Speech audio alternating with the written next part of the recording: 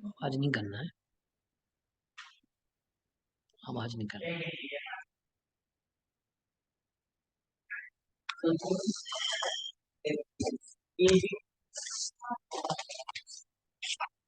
हाँ जी, नमस्कार सबके लिए।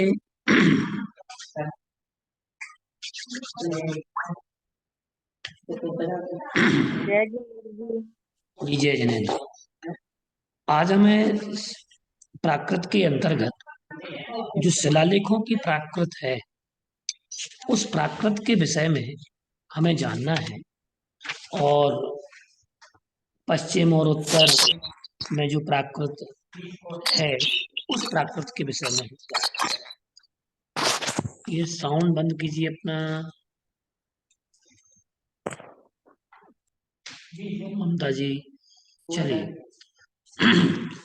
तो हम बात करें शिलालेखों की। प्रथम युगीन मध्य भारतीय आर्य भाषाओं में सबसे प्राचीन आर्ष प्राकृत है, जिसका विवेचन अभी तक किया गया है। और विगत कक्षाओं में हमने इस चीज को जाना था। शिलालेखी प्राकृत का स्थान उनके पश्चात ही आता है। जो शिलालेख है और शिलालेखों पे जो प्राकृत भाषा लिखी होती है, क्योंकि हमने जाना कि अशोक के समय की जो प्राकृत है वो उसके सौर सैनी के ही लक्षण उसमें दिखाई देते हैं। यद्यपि लिखित रूप में मध्य युग का अत्यंत पुरातन जो साहित्य उपलब्ध है, वह शिलालेखी प्राकृतों का ही है। तो भी आर्ष प्राकृत को प्राचीन मानना उचित और न्याय संगत है। हम देखें शिलालेखी प्राकृत के प्राचीनतम रूप अशोक के शिलालेखों में सुरक्षित है। विगत कक्षाओं में हमने जाना था कि जो अशोक के जो शिलालेख हैं, उन शिलालेखों में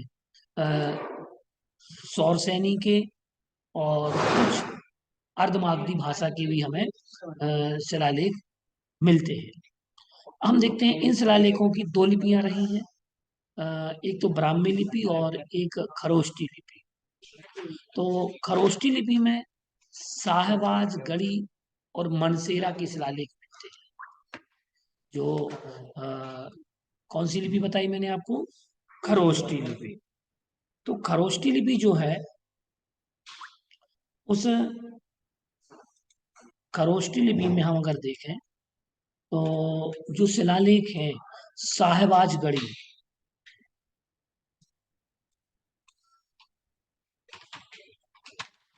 खरोष्टी लिपि के विषय में आप लोग कुछ जानते हैं कि नहीं जानते हैं? खरोष्टी लिपि के बारे में सुना कि नहीं सुना आप लोग? नहीं सुना, आज पहली बार सुन रहे हैं। हाँ तो सुनिए। सिंधु घाटी की चित्रलिपि को छोड़ करके खरोष्टी भारत की दो प्राचीन लिपियों में से एक है। यह दाएं से बाएं की ओर लिखी जाती है। कैसी? दाएं से बाएं की ओर। हम आपको बताएं, ये देखो एक चित्र में आपको दिखा रहा हूं। ये खरोष्टी लिपि का चित्र है, देखो। ये जो चित्र है, ये खरोष्टी लिपि का चित्र है। ये खरोष्टी लिपि इस प्रकार से होती है। ये दाएं से बाएं की ओर लिखी जाती है खरोष्टी लिपि। ठीक है ना? ये अब हम इसको बताते हैं हम आपके लिए कि जो सहबाजगढ़ी, सम्राट अशोक ने शाहबाजगढ़ी और मनसेरा के अभिलेख खरोष्टी लिपि में लिखवाए। इसके प्रचलन की देश और काल परक सीमाएं ब्राह्मी की अपेक्षा अपेक्षा संकुचित रही और बिना किसी प्रतिनिधि लिपि को जन्म दिए ही देश से इसका लोप भी हो गया। ब्राह्मी जैसी दूसरी परिष्कृत लिपि की विद्यमानता अथवा देश की बाएं से दाहिनी लिखने की स्वाभाविक प्रवृत्ति संभवतः संभवतः इस लिपि के विलुप्त होने का कारण रहा, क्योंकि बाएं से दाएं लिखी जाती थी। अब हम देखते हैं कि इसके पढ़ने का प्रयास करने वाले यूरोपीय विद्वानों ने जैसे इसे बैक्ट्रियन, इंडो बैक्ट्रो पाली या इरियनो पाली जैसे नाम दिए थे। जो यूरोपीय विद्वान थे, उन्होंने इसके नाम अलग अलग दिए। खरोष्टी का नाम जो है ललित विस्तर में उल्लिखित 64 लिपियों की सूची में मिलता है, कि 64 लिपि जो है उन 64 लिपियों में इसका मिलता है। और इसकी उत्पत्ति के संबंध में अनेक मत हैं, जिनमें सर्वाधिक मान्य प्राजलुस्की प्रजलुस्की का है। उनके मतानुसार खरोष्टी का मूल खरपोस्त, उखरपोस्त या उखरोष्ट है। पोस्त ईरानी उर्दू भाषा का उर्दू वह में शब्द है उर्दू जिसका में तो अर्थ, अभी दाएं से बाएं लिखा जाता है ना उर्दू में। हाँ हाँ वैसे ही, ठीक है। तो पोस्त ईरानी भाषा का वह शब्द है जिसका अर्थ खाल होता है। और महामायूरी में उत्तर पश्चिम भारत के एक नगर देता का नाम अ, खरपोस्त आया है। चीनी परंपरा के अनुसार इसका आविष्कार ऋषि खरोष्ट ने किया था। लिपि के नाम से व्युत्पत्ति चाहे जो भी हो, इसमें संदेह नहीं कि इस देश में यह उत्तर पश्चिम से आई और कुछ काल तक अशोक के अतिरिक्त मात्र विदेशी राजकुलों द्वारा उनके ही प्रभाव के क्षेत्र में प्रयुक्त होकर समाप्त हो गई। खरोष्टी लिपि के उदाहरण अगर हम समझें तो प्रस्तर शिल्पों, धातु निर्मित पत्रों, भांडों, सिक्कों, मूर्तियों और भोजपत्र। भोजपत्र जो होते हैं, भोजपत्र तो जानते हैं आप लोग, वो एक पेड़ की छाल होती है और उस छाल के उस पर लिखा जाता है, तो उस पर उपलब्ध हुए हैं। खरोष्टी के पुराने प्राचीनतम लेख तक्षशिला और पुष्कलावती के आसपास से मिले, किंतु इसका मुख्य क्षेत्र उत्तरी पश्चिमी भारत एवं पूर्वी अफगानिस्तान था। मथुरा से भी कुछ खरोष्टी अभिलेख प्राप्त हुए हैं। इनके अतिरिक्त दक्षिण भारत, उज्जैन तथा मैसूर के सिद्धापुर में भी खरोष्टी के लिखे स्फुट अक्षर या शब्द मिलते हैं। मुख्य सीमा के उत्तर एवं उत्तर पूर्वी प्रदेशों में से भी खरोष्टी लेखों वाले सिक्के, मूर्तियां तथा खरोष्टी में लिखे हुए प्राचीन ग्रंथ उपलब्ध हुए हैं। जो खरोष्टी लिपि होती है, उस खरोष्टी में लिखे हुए सिक्के और मूर्तियां खरोष्टी में प्राचीन ग्रंथ भी उपलब्ध हुई। ईसा पूर्व की चौथी तीसरी शताब्दी से ईसा की तीसरी शताब्दी तक उत्तर पश्चिम भारत में मथुरा तक खरोष्टी का प्रचलन रहा। कुषाण युग के बाद इस लिपि का भारत से बाहर चीनी तुर्किस्तान में प्रवेश हुआ। कम से कम एक शताब्दी वह वहां जीवित रही। खरोष्टी भाषा है, झारखंड में खोरठा भाषा का उदय हुआ। खरोष्टी भाषा से झारखंड में खोरठा भाषा का उदय हुआ, जो शुरुआत में खरोट, खरोठी, खोरठा हो गया। खरोष्टी के उद्भव के संबंध में हम अगर ये समझें कि सर्वाधिक प्रचलित मत है कि हकमनी शासकों को परिस्थिति बस पहले असूरिया या काबुल में प्रयुक्त होने वाली अरमई लिपि को शासन संबंधी कार्यों के लिए अपनाना पड़ा। अरमई, ठीक है ना। उनके शासन के साथ ही उत्तर पश्चिम भारत में इसका प्रवेश हुआ। आवश्यकता बस कुछ भारतीयों को इसे सीखना पड़ा, किंतु बाद में ब्राह्मी के सिद्धांतों के आधार पर इसमें परिवर्तन हुए और इस प्रकार खरोष्टी का जन्म हुआ। मुख्य रूप से भारत के ईरान द्वारा अधिकृत प्रदेश में इसका प्रचार प्राचीन फारसी शब्द दिपि, दिपि का अर्थ लिखना, एवं उससे उद्भूत दीपपति शब्दों का अशोक के अभिलेखों में प्रयोग, दीपपति आदि शब्दों का प्रयोग अशोक के शिलालेखों में मिलता है। और दीर्घ स्वर का अभाव होता है। ईरानी आहत सिक्कों पर ब्राह्मी अक्षरों के साथ खरोष्टी अक्षरों की विद्यमानता तथा कुछ खरोष्टी वर्णों की अरमई के वर्णों से साम्य एवं अनेकों के अरमई वर्णों से भी उद्भव की प्रतिपाद्यता इस मत के पोषक तत्व है। इसमें हम समझें, देखो मैं आपको दिखा रहा हूं। देखो खरोष्टी का आ कैसे बनता है, आप देखिए इसमें। ये आप देखें खरोष्टी का आ दिख रहा है आप लोगों को? ये सर दिख रहा है। देखो ये खरोष्टी लिपि है। खरोष्टी में आ ऐसा बनाते हैं। दिख रही वर्णमाला आप लोगों को? दिख रही है सर। दिख रही ना? तो ये खरोष्टी हाँ। लिपि है ये ई बना, ये ए, ये का, खा, गा, घा, चा, छा, जा, छा, इया, टा, ठा, डा, ढा, णा। ये इस प्रकार से ये खरोष्टी लिपि है।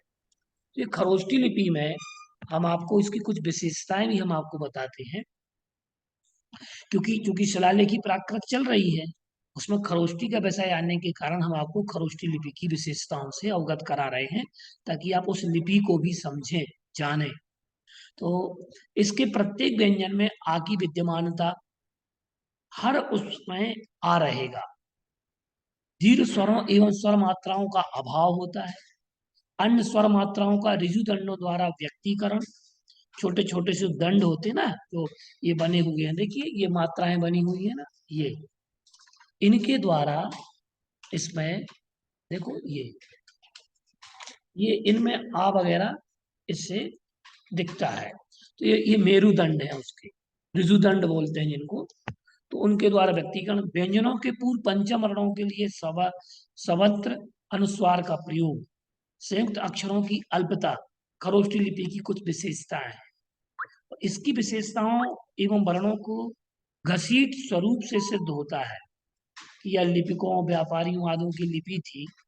और खरोष्टी में जो लिपिक में लिखी खोतान से प्राप्त पांडुलिपि से इसके एक दूसरे परिष्कृत रूप का अस्तित्व भी होता है, जिसका प्रयोग शास्त्रों में मिलता है। देखो ये अ, दिल्ली के संग्रहालयों में ये इस प्रकार से खरोष्टी लिपि के ये मिले हैं। देखिए ये दिल्ली के संग्रहालय में ये क्रम से देखें आप लोग, दिख रहे हैं आपको लोगों को? दिख रहे हैं? जी सर दिख रहा है। जी दिख रहे हैं। हाँ ये देख लो, ये खरोष्टी लिपि है।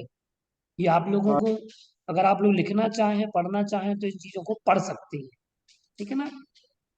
और ये आवश्यक है, जब तक आप इन लिपियों को नहीं सीखेंगे तो शिलालेखों को भी नहीं समझ पाएंगे। तो ये इस प्रकार से, अब मैं आपको सिक्के दिखा रहा हूं, देखो खरोष्टी लिपि के सिक्के, ये देखें सिक्के, ये खरोष्टी लिपि के सिक्के हैं। देख पा रहे हैं आप लोग? ये 155 130 BCE ये सिक्के हैं खरोष्टी लिपि के। ये देखिएगा, इनमें खरोष्टी लिपियों का प्रयोग हुआ है, ठीक है ना? तो इस प्रकार से ये मथुरा का कैपिटल, देखो मथुरा में भी ये मिला है, ये शेर बना है ना, ये मथुरा वगैरह से प्राप्त हुआ है। और भी हम आपको बताते हैं कि ये इस प्रकार से आपने खरोष्टी लिपि को समझ लिया। और ऐसे ही आप लोग अ, ब्राह्मी लिपि, ब्राह्मी लिपि और खरोष्टी लिपि में हम थोड़ा सा अंतर समझेंगे कि जो अंतर है, क्योंकि ब्राह्मी और खरोष्टी सर्व प्राचीन रही हैं। यहाँ ब्राह्मी लिपि का सबसे पहले प्रयोग 5वीं 6वीं शताब्दी में हुआ, पाया गया है। खरोष्टी लिपि का सबसे पहला प्रयोग 3री 4वीं सदी में हुआ। तो प्राचीन लिपि में देखें तो खरोष्टी थी, फिर ब्राह्मी आई। तो 5वीं 6वीं शताब्दी में ब्राह्मी, 3री 4वीं शताब्दी में कौन सी लिपि? बताइए कौन सी लिपि का 3री 4वीं शताब्दी में कौन सी लिपि आई? खरोष्टी लिपि सर। खरोष्टी। तो इसके पूर्व देखा गया जबकि दोनों लिपियों का प्रयोग अशोक स्तंभों में प्राप्त होता है। तो अशोक स्तंभों में ये मिलता है। अब आप देखिएगा कि ब्राह्मी लिपि ज्यादातर उत्तरी भारतीय क्षेत्र में उसका प्रयोग पाया गया, और खरोष्टी लिपि ज्यादातर अफगानिस्तान एवं उत्तरी पाकिस्तान में पाया गया। लेकिन कुछ अंशों में दोनों भाषाओं के प्रयोग ईरान से चीन तक पाए गए। और इनमें कुछ खास अंतर मैं आपको बताता हूँ ब्राह्मी और खरोष्टी में। अब आप देखिएगा, ये ब्राह्मी लिपि है, देखो ये ब्राह्मी लिपि है। कौन सी लिपि है, दिख रहे हैं आप लोगों को? ब्राह्मणी लिपि। हाँ, जी भैया ब्राह्मी जी। लिपि। ये ब्राह्मी लिपि है, ठीक है ना। अब इनका अंतर हम आपको समझाते हैं, ठीक है ना। ब्राह्मी लिपि बाएं से दाएं लिखी जाती है, जैसे कि देवनागरी, और खरोष्ठी लिपि दाएं से बाएं की ओर। दोनों में ये, जैसे फारसी लिखी जाती है ना, फारसी दाएं से बाएं लिखी जाती है, वो खरोष्ठी लिपि के अनुसार देखें तो जो फारसी है, जैसे फारसी। दूसरी चीज में, ब्राह्मी लिपि में सारे स्वर वर्ण का एक अलग रूप होता है, जैसे देवनागरी में अ, ई, उ, ए सभी अलग रूप में लिखे जाते हैं, तो ये अलग अलग रूप में देखे जाते हैं। लेकिन ऐसा खरोष्ठी लिपि में नहीं होता। खरोष्ठी लिपि में पहला स्वर अक्षर का ही उपयोग अलग रूप में होता है, पहला।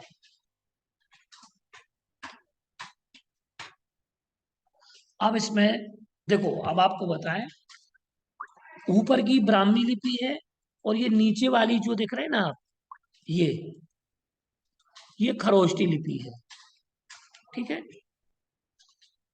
ये वाली खरोष्ठी लिपि है नीचे की, ये ऊपर वाली ब्राह्मी है, और नीचे की खरोष्ठी लिपि है। ये आप देख रहे हैं छत्ते की डंडी जैसे बनी हुई है कुछ, देखें आप, हाँ भैया दिख रहा है। ये खरोष्ठी है, और ऊपर की ये ब्राह्मी है, देखो ये ब्राह्मी लिपि है, ठीक है ना। तो इनमें हम अगर देखें तो इसमें यूं समझें, खरोष्ठी में आ, ई, उ, ए, ओ, यही 5 स्वर अक्षर मिलते हैं। अगर किसी को आम लिखना है तो अम ही लिखना होगा, अम, क्योंकि आ और आ के उच्चारण हेतु अक्षर सिर्फ एक आ है। अगर उसको आम लिखना है तो आप क्या देखेंगे, देखिए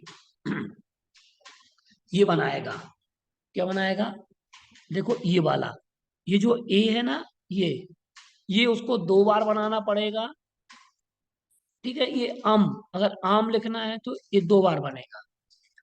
अब हम देखते हैं कि ब्राह्मी लिपि खरोष्ठी से ज्यादा विकसित, स्पष्ट एवं विशिष्ट थी। यही कारण था कि ब्राह्मी लिपि जहां भारतीय लिपि माला को जन्म देने में कामयाब हो पाई, खरोष्ठी लिपि लुप्त हो गई। क्यों हो गई,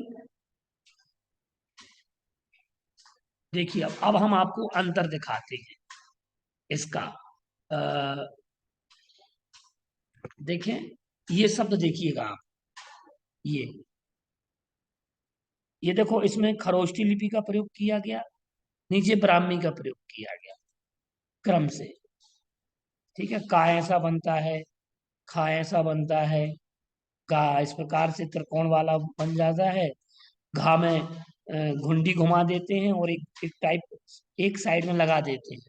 तो इस प्रकार से ये ये अंतर है इन लिपियों के।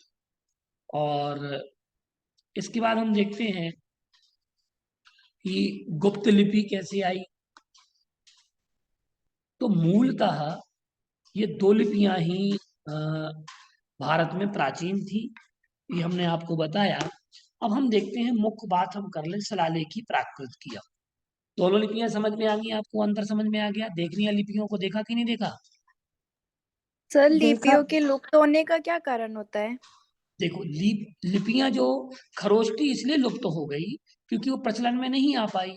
लेकिन ब्राह्मी लिपि जो आज अपन वर्णमाला देखते हैं, देवनागरी इत्यादि, आ, आ, ई, उ, ऊ, ये सब ब्राह्मी के ही रूप हैं, ब्राह्मी लिपि। वो धीरे धीरे लिपियों में अंतर पड़ता चला गया, उनकी मात्राओं का विकास होता चला गया। तो ये अब हम उसको स्पष्ट रूप से समझ पा रहे हैं। पहले वो छोटे छोटे बिंदुओं में थी, फिर वो छोटी सांकेतिक हुई, फिर उसका रूप आकार प्रकार बढ़ा, फिर इसके बाद में ये स्पष्टतया आ गया। जो हम अभी देवनागरी पढ़ते हैं ना, ये ब्राह्मी का ही रूप है, ये ब्राह्मी लिपि से ही देवनागरी का विकास हुआ है, ठीक है ना। और ये ब्राह्मी लिपि का वर्णन, आपको मालूम है आदिनाथ की पुत्रियां थीं, हाँ जी। हाँ? तो ब्राह्मी और सुंदरी। ब्राह्मी और सुंदरी। तो कुछ लोग ये बोलते हैं, लोग क्या, जैन शासन तो यही मानता है कि भगवान आदिनाथ ने अपनी ब्राह्मी नामक पुत्री के लिए ब्राह्मी लिपि वगैरह का उसका उल्लेख उसको उनको पढ़ाया।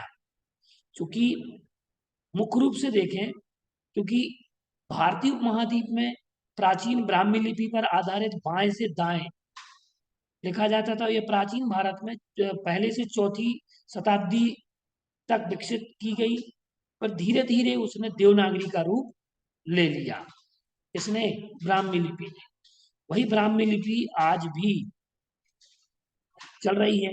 अब नागरी शब्द कैसे बना कि इस 7वीं शताब्दी में विकास हुआ है इसका। 7वीं मतलब तीसरी चौथी शताब्दी में जो खरोष्टी लिपि थी, फिर चौथी पांचवी में जो वो लिपि थी ब्राह्मी लिपि, तो चौथी पांचवी शताब्दी में ब्राह्मी लिपि आ गई। तो ब्राह्मी लिपि का विकास के उससे धीरे धीरे होते होते देवनागरी बनने में 3 सदियां लग गई। चौथी से 7वीं शताब्दी में इसका विकास, प्रयोग, विकसित रूप देखने में मिलने लगा। और इसका एक दिन हम आपको नागरी लिपि, देवनागरी लिपि भी पढ़ाएंगे कि देवनागरी लिपि में क्या विशेषताएं थी। हम प्राकृत को समझ लें अभी, ठीक है ना, कुछ शिलालेख बाकी है तो उनकी परिचर्चा हम आपसे कर रहे हैं। मुख्य रूप से हम देखें इसमें कि शिलालेख की प्राकृत रूप, प्राचीनतम रूप अशोक के शिलालेखों में सुरक्षित है। और इनमें शिलालेखों की 2 लिपियां थी, एक तो ब्राह्मी और खरोष्टी। खरोष्टी लिपि में सहबाज गढ़ी और मनसेरा के शिलालेख मिलते हैं, तथा अवशेष शिलालेखों की लिपि ब्राह्मी लिपि है। तो मनसेरा, आपको समझ में आया कि अशोक ने कौन कौन सी लिपियों का प्रयोग किया, बताएंगे आप लोग? खरोष्टी और ब्राह्मी। खरोष्टी और ब्राह्मी।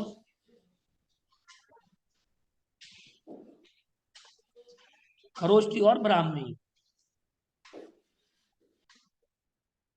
तो मनसेरा के शिलालेख,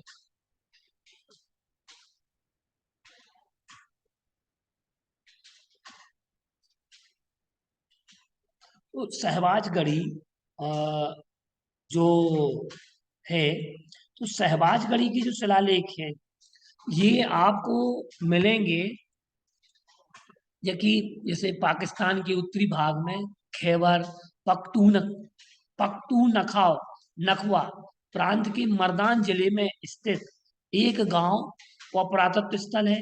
यहाँ तीसरी शताब्दी ईसा पूर्व काल के मौर्य राजवंश के सम्राट अशोक के शिला पर अभिलेख का सबसे प्राचीन उदाहरण मिलता है, जो कि खरोष्टी लिपि में है। इसलिए भी उल्लेखनीय है क्योंकि अ, यह भारतीय उपमहाद्वीप में लिखाई का सबसे पुराना नमूना ज्ञात होता है। अब आप देखेंगे, हम आपको दिखाते हैं कि जो मनसेरा के शिलालेख हैं, आप देखें, दिखा रहा हूं आप,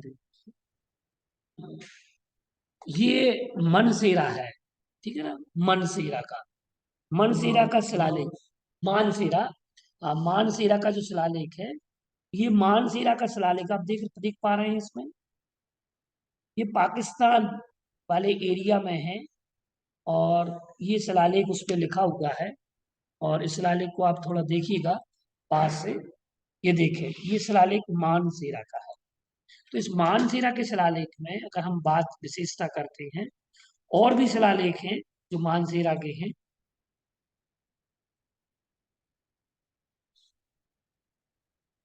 देखिए, ये वहाँ मानसेरा में बोर्ड लगा हुआ है इस तरीके का, जिसमें लिखा हुआ है अशोका, ठीक है ना। तो ये वहाँ विद्यमान है और वहाँ स्थित है।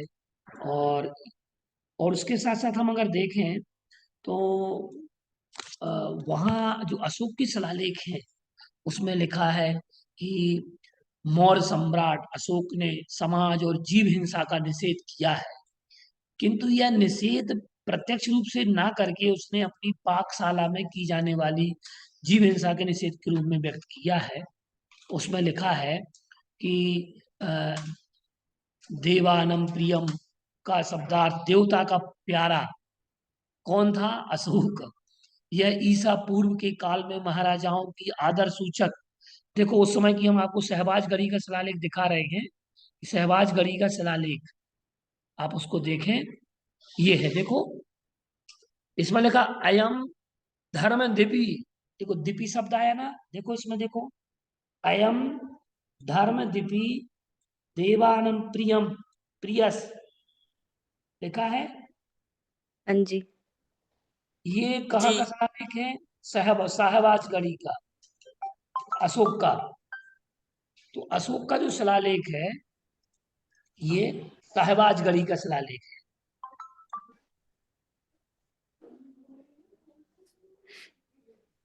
ठीक है ना, ये सहबाजगढ़ी का शिलालेख है। तो इसमें उन्होंने लिखा है कि धर्मलिपि देवों के प्रिय प्रियदर्शी राजा के द्वारा लिखवाई गई, यहाँ कोई जीव मारकर होम नहीं करना चाहिए, ये पहली पंक्ति है। दूसरी पंक्ति में उन्होंने लिखा कि किंतु देवों के प्रिय प्रियदर्शी राजा से अच्छे श्रेष्ठ माने गए कतिपय समाज भी है। पहले देवों के प्रिय प्रियदर्शी राजा के महानस पाकशाला में प्रतिदिन बहुत लाख प्राणी सूप सोरबे भोजन के लिए मारे जाते थे, पर आज जब यह धर्मलिपि लिखी गई तब 3 ही प्राणी सूप सोरबे भोजन के लिए मारे जाते हैं, 2 मोर, 1 मृग, और वह मृग भी ध्रुव नियत निश्चित नहीं, ये भी 3 प्राणी भी पीछे ना मारे जाएंगे। उसमें लिखा कि ये प्राणी भी आगे नहीं मारे जाएंगे। तो अशोक के लिए देवों का प्रिय राजा माना गया। उसने समस्त पंथ वाले इस पे विश्वास करें, क्योंकि सब पंथ संयम और भाव शुद्धि चाहते हैं, और ऊंच नीच के विचार ऊंच नीच राग के होते हैं, ये पूरी तरह कर्तव्य का पालन करेंगे। इस प्रकार से उन्होंने लिखा है। एक उसमें 5वीं पंक्ति में लिखते हैं वो, सुधी किंचियत दृढ़ भवत भतति निचे पड़म, अर्थात भाव शुद्धि, कृतज्ञता और दृढ़ भक्ति नहीं, अत्यंत जो जो भाव शुद्धि से रहित है, कृतज्ञता से रहित है, और जिसकी दृढ़ भक्ति नहीं है, ऐसा मनुष्य नीच है, नीचे पड़म, ऐसा कहा है।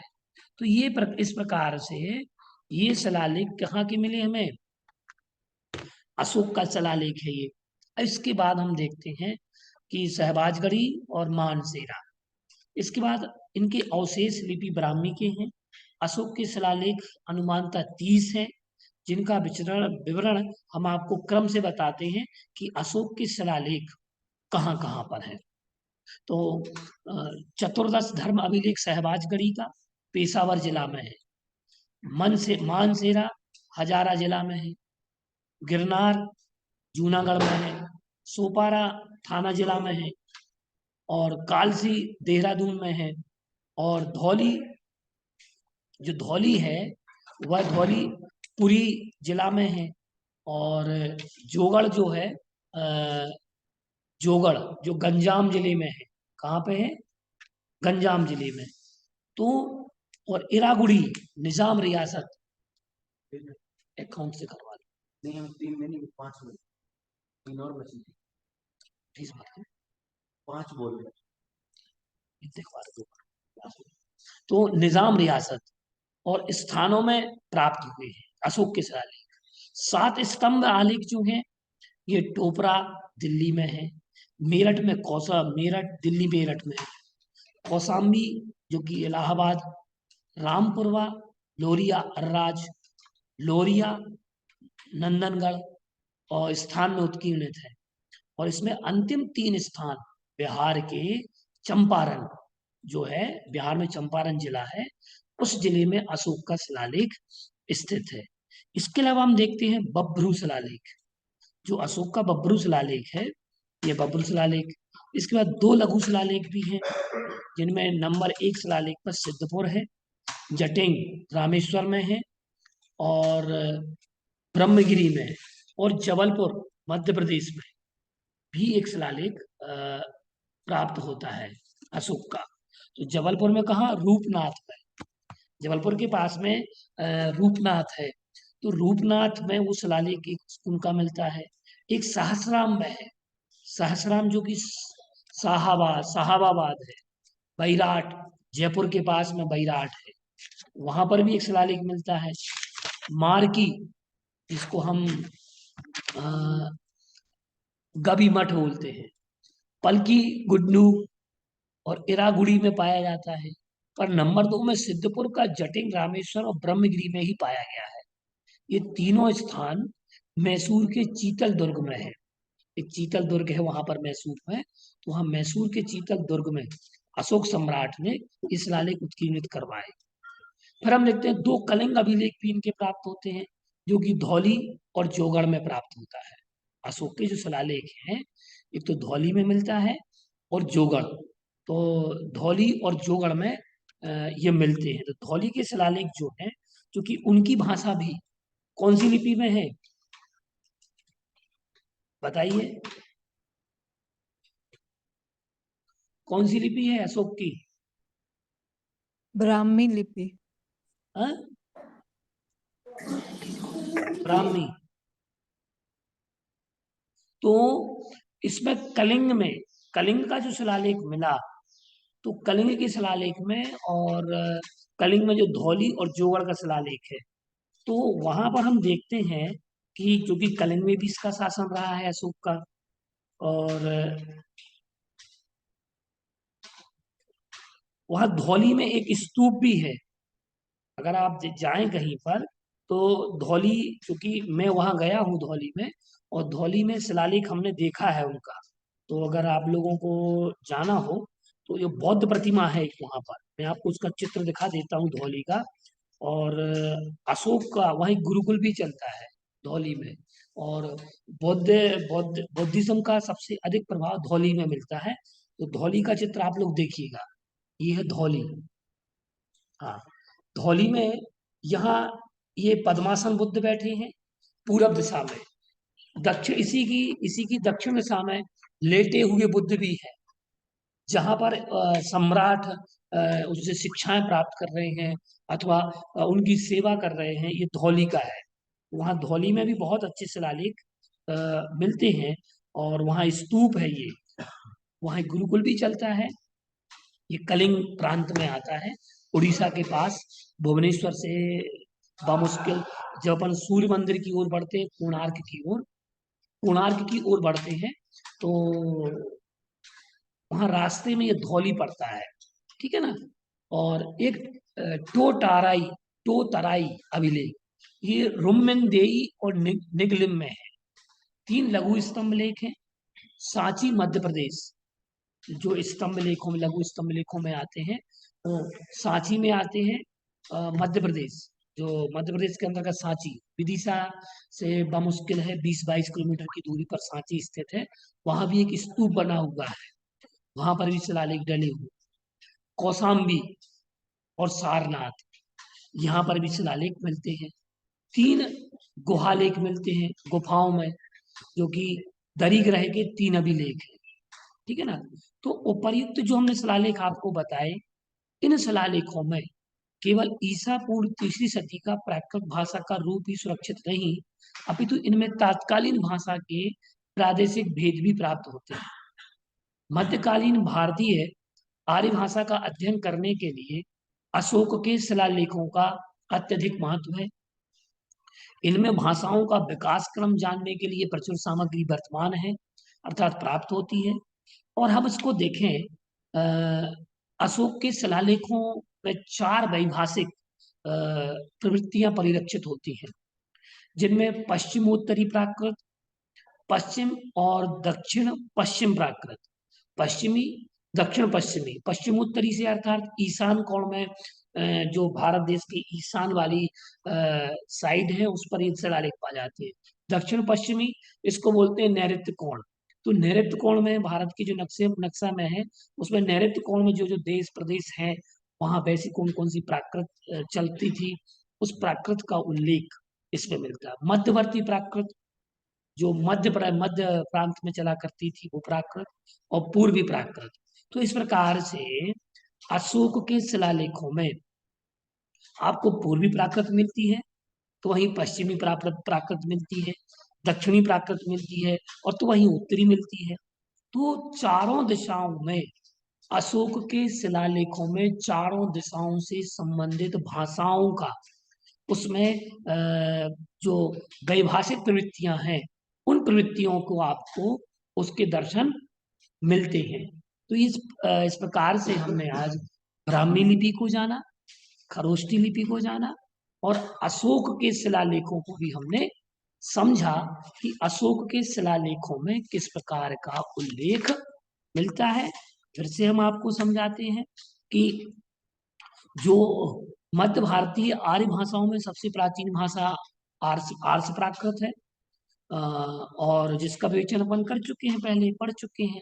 और देखा जाए तो शिलालेखों लेखी प्राकृत के प्राचीनतम रूप सम्राट अशोक, जो देवानाम प्रियम, देवों के प्रिय थे, ऐसा कहा जाता है कि सम्राट अशोक की प्रशंसा देव लोग भी किया करते थे, इसलिए उनको देवानाम प्रियम कह दिया गया कि वो देवों के प्रिय थे और देवतावाद की प्रतिमूर्ति थी। क्योंकि उनके राज्यकाल में हिंसा बहुत हुई, लेकिन उसके बाद जब उन्होंने ब्राह्मी लिपि को पढ़ा, जाना, समझा, तो ब्राह्मी लिपि में जब उन्होंने प्रथम शिलालेख लिखा तो उन्होंने हिंसा का निषेध किया, मद्यपान का निषेध किया, गलत दुराचार का निषेध उन्होंने अपने शिलालेख में वर्णन किया, पंक्तियों में जो पंक्ति हमने आपको बताई थी। तो इस प्रकार से ये शिलालेख, अशोक के शिलालेख प्राकृत सम्मत शिलालेख है, या यूं कहें कि अशोक के शिलालेखों में पूर्वी, पश्चिमी, उत्तरी, दक्षिणी, इन सारी दिशाओं में और मध्य भारतीय वैभाषिक प्रवृत्तियों से सम्मत उन भाषाओं का प्रभाव इनकी प्राकृत पर स्पष्टतया दिखाई देता है। अब इन पर दिखेगा क्यों नहीं, क्योंकि प्राकृत एक जन सामान्य की बोली थी, और जो स्थानों पर बदलती चली गई, कहीं लिपियों का अंतर पड़ता चला गया, तो कहीं शब्दों में अंतर पड़ता चला गया, कहीं ह्रस्व का तो कहीं दीर्घ का अंतर पड़ा। तो ये क्रमशः जो अब इसके बाद हम देखें देवनागरी का विकास कौन सी लिपि से हुआ, देवनागरी का विकास किससे हुआ, बताएगा कोई? ब्राह्मी से। ब्राह्मी से। ब्राह्मी लिपि। अब जैन दर्शन के अकॉर्डिंग अगर हम समझे तो ब्राह्मी लिपि का उपदेश किसको दिया गया था, किसके नाम पर ब्राह्मी और ब्राह्मी लिपि रखी गई नाम? ब्राह्मी सुंदरी के नाम, ब्राह्मी के नाम पर। ब्राह्मी के नाम पे कि सुंदरी के नाम पर? ब्राह्मी के नाम पर। ब्राह्मी कौन? ब्राह्मी के नाम, आदिनाथ ब्राह्मी भगवान आदिनाथ की भगवान की बड़ी बेटी। ठीक है। अकॉर्डिंग टू हम अगर वैदिक दर्शन से समझे तो कहीं कहीं उल्लेख मिलता है कि ब्रह्मा जी ने उपदेश दिया, इसलिए इसका नाम ब्राह्मी पड़ा। तो इन दोनों विचारों को समझना पड़ेगा। आदिनाथ भगवान को ही ब्रह्मा भी बोलते हैं। अच्छा, बहुत बढ़िया। आदिनाथ भगवान को आदि ब्रह्म भी कहा जाता है, तो शायद एक उल्लेख ये भी कह सकते हैं कि उनको ही आदि ब्रह्म कहा जाता है। इति सिद्धम जायते, इससे सिद्ध होता है कि अगर आप कहते हैं कि ब्रह्मा ने उपदेश दिया तो आदि ब्रह्म आदिनाथ है, जैन दर्शन के अनुसार अगर हम उसका कथन करते हैं तो। और वैदिक दर्शन मानता है कि ब्रह्मा जी ने इसका उपदेश दिया था। तो इस प्रकार से हमने आज ब्राह्मी लिपि, खरोष्टी लिपि और अशोक के स्तंभ लेख, शिलालेख, गुहालेख आदि को हमने जाना, समझा। अगली कक्षा में हम उत्तरी पश्चिमी प्राकृत के विषय में जानेंगे, समझेंगे। नमस्कार, जय जनेन्द्र। जय जय जय समझ में जिनेन्द्र। आ रहा है कि नहीं आया सर? Yes sir. चलिए ठीक है, धन्यवाद।